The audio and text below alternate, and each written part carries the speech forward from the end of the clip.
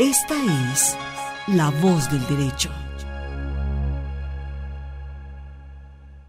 Y hay unos asesores que surgen muchas veces pro divorcio, porque cuando las personas entran en crisis, muchas veces necesitan apoyarse, ¿no?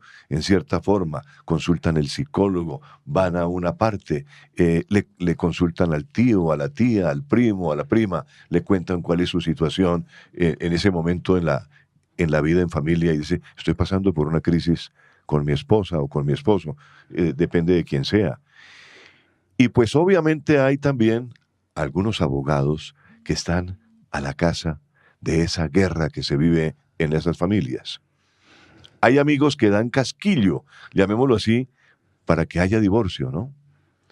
Y hay amigos y amigas que son ladrones de maridos y también de mujeres, como en las películas, ¿no? Ese tema es Como en las interesante. películas que se ven muchas veces. Y está, por ejemplo, muy de moda hoy una telenovela que se llama Loquito por ti en la televisión, Sí. en donde dos amigos están en entredicho porque parece ser que el uno se enamoró de la esposa del otro y así han surgido pues conflictos entre ellos, ¿no? Obviamente. O una ópera, ¿no? Y eso realmente es como para una ópera, efectivamente. Bueno, las fallas en las conciliaciones también es un tema, bueno, está un poquito largo el tema, pero Vamos a resumir. pero vamos por partes, ¿no es cierto? A ver, los temas relacionados con los procesos relacionados con el divorcio y separaciones cuando hay hijos. Pero también es importante, dicen los que van a las conciliaciones, que cuando hay divorcios y no hay hijos, el funcionario simplemente se empeña en decir divórciense y no hay ninguna consecuencia porque no hay hijos. Pues no es tan cierto, porque sucede que el divorcio, cuando uno de los dos cónyuges es culpable, el inocente, si es declarado como tal en un proceso contencioso, tendría derecho a una cuota de alimentos. Ajá. Entonces, cuando hay razones que pueden prosperar para declarar que una persona es culpable y la otra es inocente, yo sugiero que se haga el proceso, independientemente de que le guste o no le guste al funcionario, que no hay conciliación, porque tiene derecho esa persona, si es culpable, a pedir alimentos y es muy posible que los alimentos sean de manera vitalicia. Ahora bien, que eso no sea muy justo, sí hay que regularlo, eso es cierto, hay que regularlo, pero en principio esa es la consecuencia. En segundo lugar, del divorcio aparece la disolución de la sociedad conyugal y viene la liquidación de la sociedad conyugal posterior y viene respecto de los hijos la tenencia, custodia, visita y alimentos de los hijos. ¿Con quién deben quedarse los hijos? ¿Con el que tenga más dinero? No. Con el que les dé una mejor oportunidad de vida. Ajá. ¿Con el que tenga la mejor casa? No necesariamente. Con quien le brinde un verdadero hogar a los hijos. ¿Y quiénes deben cuidar de los hijos? Ambos papás. Aquí se dice, no, la custodia la tiene la mamá, la custodia la tiene el papá, como si teniéndola la mamá, el papá no tuviera ninguna obligación, y teniéndole el papá, la mamá no tenga ninguna obligación. No. La custodia, custodiar es cuidar. Y cuidar los hijos es obligación de papá y mamá. Pero la obligación de custodia no supone que el papá, cuando la mamá tiene la custodia, según nuestro enlace, esté pendiente para criticar todo lo que hace la mamá.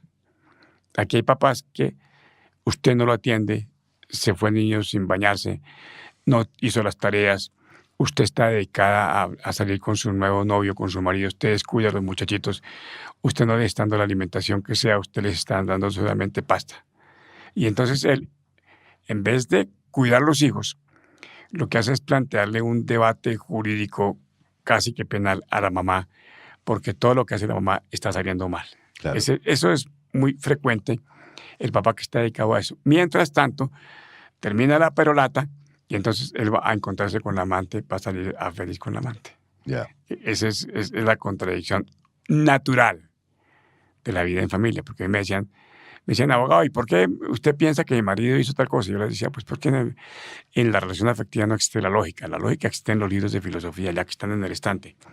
Pero en el diario transcurrir de la vida, en nuestro comportamiento común y corriente, no existe la lógica. Siempre hacemos cosas tontas, osadas, desaforadas, Exactamente. a veces incomprensibles, porque ese es el comportamiento natural del ser humano. Entonces, el tema de la custodia. El tema de las visitas.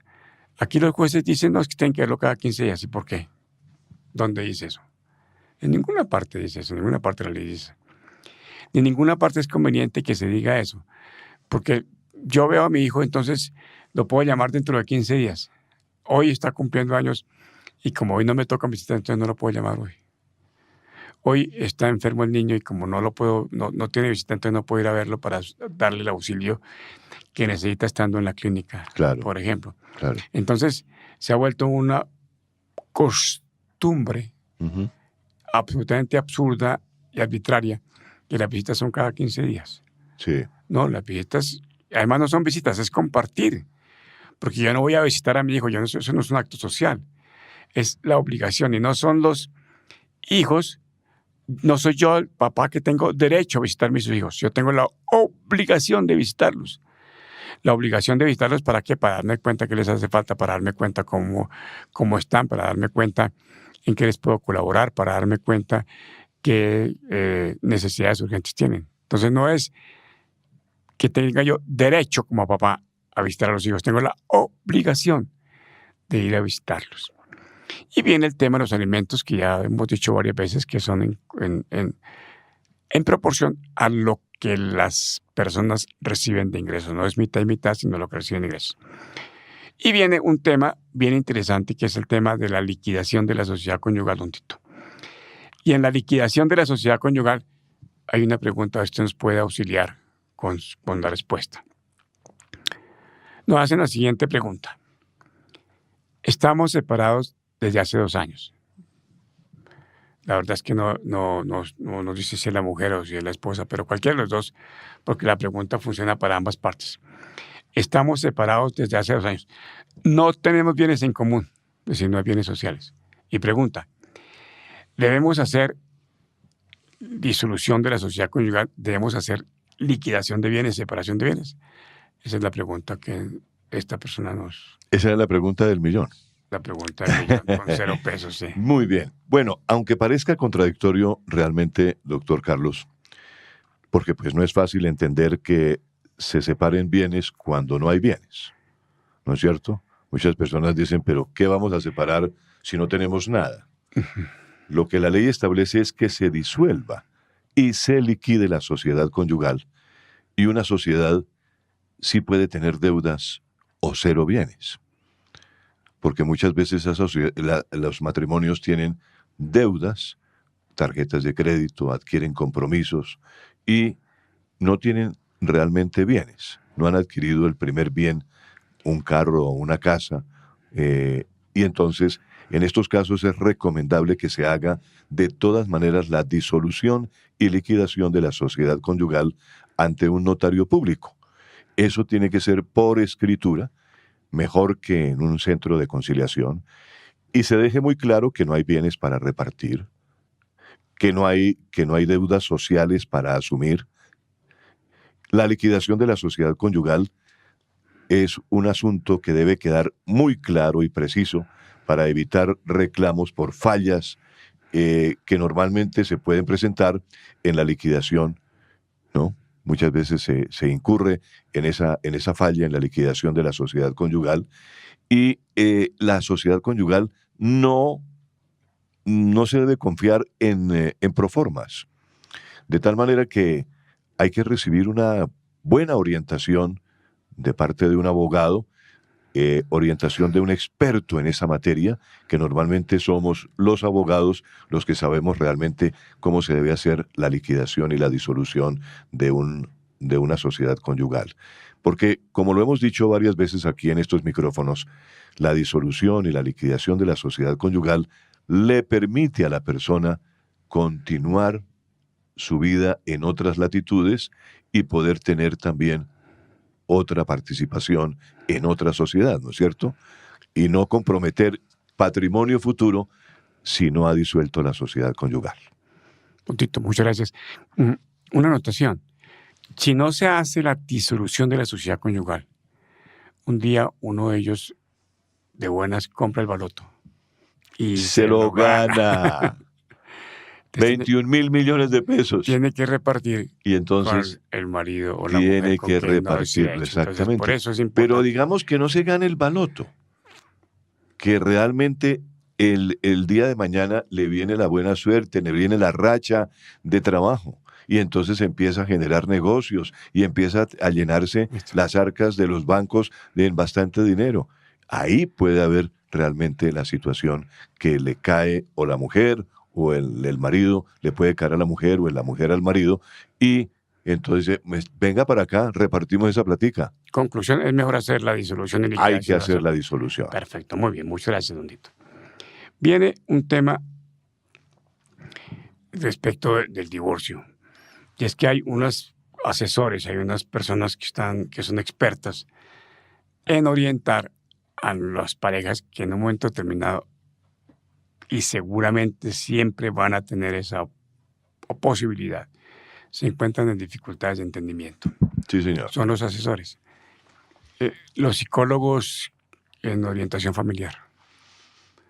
Hay muy buenos psicólogos en orientación familiar. Y además hay facultades que tienen psicología. Sí. Y la especialización es justamente en problemas de familia. Sí, claro. Hay psicologías para la historia clínica, hay psicología forense, hay psicología para el trabajo, en fin, pero claro. En este caso es específicamente para parejas. Y esas orientaciones de familia pueden ser para la relación entre el hombre y la mujer que forman la pareja, o en algunos casos, en esta época es muy importante eso, la relación de los papás con los hijos, porque los hijos de ahora no es que sean más conflictivos que nosotros cuando fuimos adolescentes, no es eso. Creo que si uno mira retrospectivamente su vida y dice, no, mire, cuando yo era adolescente cometí tales osadías importantes, de las que, entre otras cosas, nos salvamos y salimos bien librados. Ajá. Lo que pasa es que las osadías de hoy pueden tener muchas consecuencias negativas, y entonces los hijos se han vuelto rebeldes, se han vuelto más contestatarios, se han vuelto más contestatario, yo creo que es la palabra, más retadores. Sí, y sobre todo hay una cosa, lo que uno observa realmente en las familias de hoy y en los hijos particularmente, es que estos muchachos se creen de mayor nivel que los papás, ¿no es cierto? Desde el punto de vista académico, ¿no? Y desde el punto de vista, viven corrigiendo. Ah, pero papá, mamá, es que realmente tú no estás en nada, ¿no? Entonces, ahí es cuando los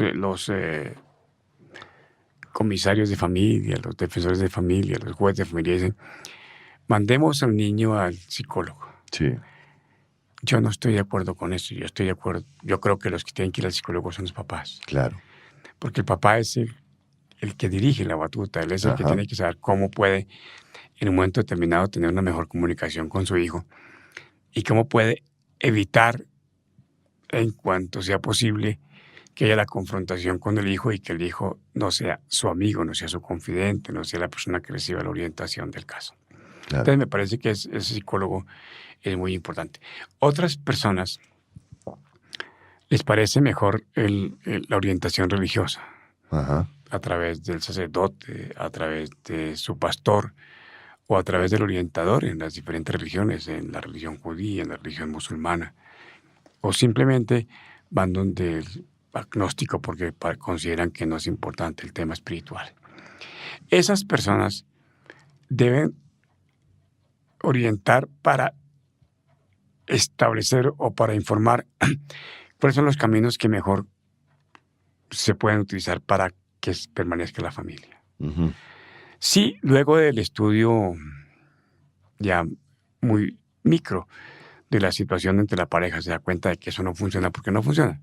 Porque son temperamentos completamente excluyentes, porque la señora es muy trabajadora y el señor es un vago y se la pasa en vicio o se la pasa en los casinos y le roba la plata a la señora para irse a consumir algún licor o consumir drogas o para realizar actividades ilícitas, pues en ese caso lo mejor, y ahí sí estaríamos haciendo referencia a la hora pasada al estudio de la revista Semana, llegó la hora de divorciarse. Claro. Porque aquí se aplica eso de que yo soy buen amigo y yo llevo a mis amigos y los deposito en la tumba, ¿no? Ajá. Pero no voy con ellos en la tumba. Claro. Hasta allá claro, sí ya no. sí. Yo iba a echar tierra.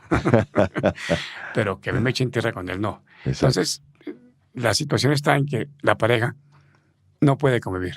Claro. Uno de ellos es absolutamente imposible de tolerar. Sí. Y pues la vida de la persona que está siendo maltratada en ese momento son ambos, pues tiene que preservarse. Y en ese caso es cuando el escenario de violencia hace más daño a los niños estando frente a ese escenario que evitando que ese escenario continúe. Lo que sí es importante es que si la convivencia termina, no se siga el tipo de conflicto de violencia desde fuera de las casas perjudicando a los hijos. Claro. Porque con los hijos no se puede hacer violencia. Y entonces estos orientadores de familia me parece que hacen un papel muy, pero muy importante. No es fácil, porque de pronto el orientador de familia da una orientación, valga la redundancia, dan un diagnóstico y entonces la persona que la está recibiendo dice, no, eso no es para mí, así no lo hago, ese no es el camino, usted está en contra mía y no lo acepta porque convencer a una persona de que cambie de conducta es sumamente complejo. Exactamente. Eso es. Si ese día pudiera hacerse, la obesidad estaría sanada ya en 2 minutos. Exactamente. Venga, le digo que deje de comer tal cosa. Ya. No lo deja, entonces no importa. Y hay amigas, yo tengo la impresión, lo digo con muchísimo respeto, con mucho respeto, me perdonan por favor si lo hace. Hay amigas que si fracasaron en su matrimonio, se sienten muy felices que sus amigas también fracasen en el matrimonio. Sí, se vuelven consejeras, ¿no? Sí. Se vuelven consejeras, se vuelven doctoras corazón. Para petaquearse el matrimonio. Exactamente. De las amigas. Sí. Para petaquearse el matrimonio. Ah. Eso pues hay que manejarlo con mucha prudencia, me parece que no es el camino adecuado y que pues esas amigas no son las mejores amigas, ¿no? Sí. Me parece que no. Y existe en el mundo de hoy mucho más que antes, siempre ha existido. Sí. La historia de la humanidad está llena de casos y de situaciones, pero ha existido mucho el tema de lo que llamamos aquí los ladrones de maridos y ladrones de mujeres. Porque hay mujeres que les fascinan los hombres casados. Y hay hombres que les fascinan las mujeres casadas. Ajá. Y les fascinan los hombres casados porque tienen experiencia, porque tienen capacidad económica, porque les dan un aporte, porque les pagan la pensión, porque les pagan el arriendo, porque les dan carro, porque eventualmente pueden salir con un apartamento. Y no lo ocultan. Claro. No lo ocultan. Sí, sí, sí. Y los hombres, que en este caso nos la estamos de macho y la verdad que estamos haciendo el comportamiento más tonto, más idiota y más subyugante del caso. Entonces comienzan a pagarle de estudio y la muchachita le llega con las calificaciones excelentes y toda la cosa y él se siente feliz porque le está apoyando y porque la está haciendo mujer. Y cuando termina su universidad, me gustó mucho haberlo visto, hasta luego. Hasta luego. Y el señor, frente a la mujer casada, sabe que la señora casada está sola, que el marido está muy ocupado, que se la pasa viajando, que se la pasa en un avión que tiene muchas complicaciones, que usted arréglesela como pueda. Y entonces el señor se ofrece voluntariamente a llenar ese vacío afectivo. Exactamente. Y lo llena, y muchas veces con consecuencias bien complicadas. Por ejemplo, un embarazo de ese tercero que aparece de buen samaritano. Ajá. Y el marido se carga con esa paternidad que no estaba buscando. Entonces, esas son las personas que llamamos ladrones de maridos, ladrones de mujeres, y que además están buscando la forma de dañar el matrimonio muy fácilmente. Eso no es de ahora, eso ha sido de mucho tiempo atrás. De acuerdo, y ustedes quieren mirar la historia de Cleopatra, que no es de ahora, ¿no? Sí, De hace 2000 años. hace muchos años. Simplemente ¿verdad? como ejemplo, ¿no? Porque Claro. no es más. Claro. Son muchísimas las historias que están narradas en los libros de literatura, en las novelas, todo. Pues eso es importante. Porque ese es el ser humano. Sí, Lo que tenemos es que a través de la información correcta, a través de la educación para la vida en familia, podamos evitar incurrir en los errores frecuentes que nos podrían llevar a romper un matrimonio, a divorciarnos. ¿por qué es importante la educación para la vida en familia? Se pregunta la gente, doctor Carlos. ¿Podría realmente ser importante para preservar, por ejemplo, la vida familiar? A ver, la educación en la vida en familia, conforme la estamos construyendo nosotros, no es conocer el derecho de familia, Sí, no es ni exactamente... el derecho de la infancia, el derecho de la adolescencia, ni el listado de los derechos humanos en la familia, no.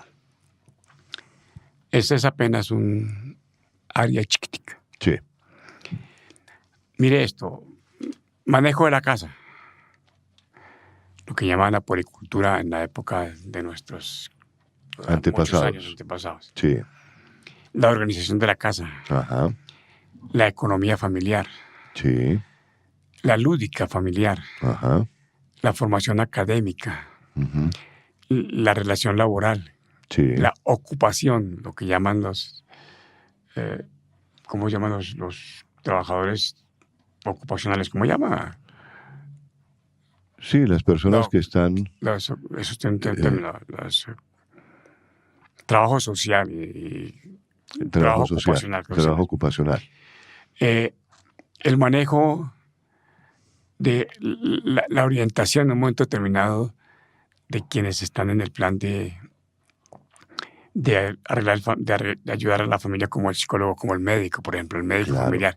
claro. Que sepamos cuándo tenemos la necesidad de ir al médico familiar, el control de las vacunas, el control de la salud, la preservación de la salud, el evitar la enfermedad, que es algo que no tenemos en el campo de la salud. Nosotros vamos al médico cuando estamos enfermos. Sí, cuando está uno enfermo es que va al médico. Pero Que eso no debería ser así. Por supuesto que no, pues no tiene que ir a mirar a cómo anda. Es como la revisión mecánica, ¿no? Y entonces se educa exactamente para qué, doctor. Pues se educa para que uno pueda tener la mejor empresa familiar. Para que En tengamos la cuanto mejor pueda empresa ser posible, familiar. tengamos la mejor empresa familiar. Porque estamos hechos en gran parte para eso, ¿no? Para tener una familia. Para ¿Y cómo se compartir. logra la mejor empresa familiar? Con un buen trato. ¿No es cierto? Sí. Venimos insistiendo de que es mejor dejar esas groserías, apartar de nuestro lenguaje diario esa vulgaridad Sí. y más bien entendernos con palabras que son realmente propias del idioma en una forma amable, cordial, para que el ambiente familiar sea realmente así, amable y cordial. Amable, sí, claro. ¿No es cierto?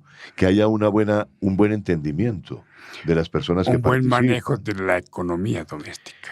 Y que haya tolerancia. La tolerancia que es tan importante porque muchas veces nos creemos más que la otra persona y no toleramos a la otra persona en su vida, en su forma de ser. La tolerancia es muy No la importante. aceptamos como es. Evitar los fundamentalismos. Evitar los fundamentalismos. Las partes, la gente es que es radical. Exacto. Imagínese usted una persona que está militando políticamente en el partido verde oscuro y otro que está militando en el partido verde claro. Claro. Para, Mire, para hablar solamente de los verdes, ¿no? Nos quedan solamente unos segunditos Pues- del programa y pues para comentar realmente que la progenitura responsable es algo importante dentro de lo que es la fundamental. empresa familiar. Fundamental. Si no hay progenitura responsable de parte y parte, ¿no? Por supuesto. En la pareja es de parte y parte, porque lo Son hemos los dicho dos. varias veces aquí, que son los dos Y que ambos quedan embarazados. y que ambos son exactamente responsables del embarazo. La conyugetura responsable, que es O responsabilidad conyugal. o responsabilidad La conyugetura conyugal. es un término que nos hemos planteado. No sabemos cuándo la Real Academia de la Lengua nos diga que es correcto, pero si es progenitura, pues el paralelo, como sería el correspondiente, es la conyujetura, que es la responsabilidad de los cónyuges en el cumplimiento de sus obligaciones en su empresa familiar. Entonces, por favor, señoras y señores, oyentes de La Voz del Derecho, seguidores de este programa de Educación para la Vida en Familia, esas son las razones que nos mueven al doctor Carlos Fradique y a mí traerles siempre los jueves esta serie de comentarios, viviendo realmente y pidiéndoles a ustedes que vivan de la mejor manera su familia y que sobre todo se pregunten, ¿será conveniente que yo me case? ¿Será conveniente que yo dé el paso a casarme después de los 25 años? Pero no olvidemos que casarse razón? es vivir juntos, con ceremonia o sin ceremonia. Con ceremonia, el matrimonio, ceremonia, y sin ceremonia, el matrimonio consensual. Matrimonio consensual. Eso hay que tenerlo muy claro. Perfecto. La gente tiene que darse cuenta que si está viendo sin ceremonia, está casada. Doctor Carlos, aquí seguiremos los jueves tenemos mucho hablando tiempo, sí. de temas de familia. Que y nos entonces, que nos hagan preguntas, que nos manden temas, que nos den sugerencias, por claro favor. que sí. Al correo Emisora La Voz del Derecho @gmail.com. o por Facebook. Me dice usted que puede hacerlo. Por Facebook también. Estamos en todas las redes sociales. Perfecto. Nos pueden encontrar perfectamente. La Voz del Derecho está en todas las redes sociales. Pueden enviarnos mensajes al WhatsApp 315-460-6778, de tal manera que aquí los esperamos. Bendiciones y muy buen fin de semana. Y Muchas gracias. hasta una próxima oportunidad. Luis, muchas una gracias. feliz noche para todos. Al doctor José Gregorio, muchas gracias. Escucharon en La Voz del Derecho, Educación para la Vida en Familia. Asuntos de actualidad y trascendencia. Los temas sensibles que relacionan a las personas en la conformación de la más importante empresa del ser humano, la familia. Dirección y realización del abogado y académico Carlos Fradique Méndez. Conducción del abogado y especialista en Derecho de Familia Tito Martínez Ortiz. Educación para la vida en familia. Hasta pronto.